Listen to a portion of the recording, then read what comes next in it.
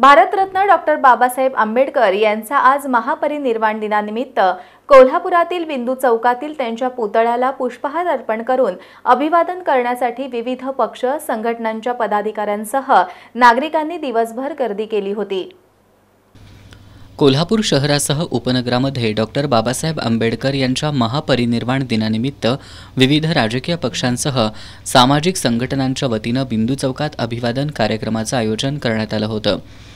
आज पहाटेपासून बिंदू चौकातील डॉक्टर बाबासाहेब आंबेडकर यांच्या पुतळ्याला अभिवादन करण्यासाठी आंबेडकरी चळवळीतील कार्यकर्ते मोठ्या संख्येनं येत होते।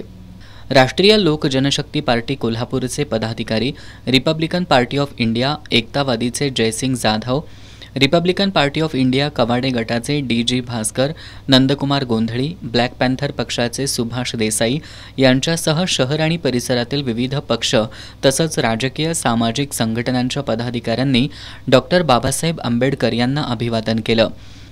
यावेळी सलाम संविधान प्रस्तुत राजू तामगावकर आणि सुरेश कांडगावकर यांचा भीमाभिवादन हा भीमगीतांचा कार्यक्रम संपन्न झाला।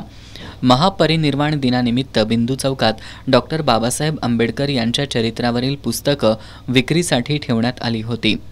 परिवर्तन फाउंडेशनच्या वतीनं आयोजित अभिवादन कार्यक्रमात माजी पोलीस उपअधीक्षक आर पाटील यांच्या हस्ते डॉक्टर बाबासाहेब आंबेडकर यांच्या पुतळ्याला पुष्पहार अर्पण करून अभिवादन करण्यात आलं।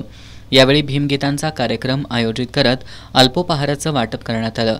या कार्यक्रमाला वन अधिकारी Ramesh Kamble, excise inspector P R. Patil, Parivartan संघटनेचे अध्यक्ष अमोल कुरणे, जिल्हा परिषदेचे सुधाकर कांबळे, चंद्रकांत काळे, रौनक धनवडे, राज कुरणे आदी उपस्थित होते।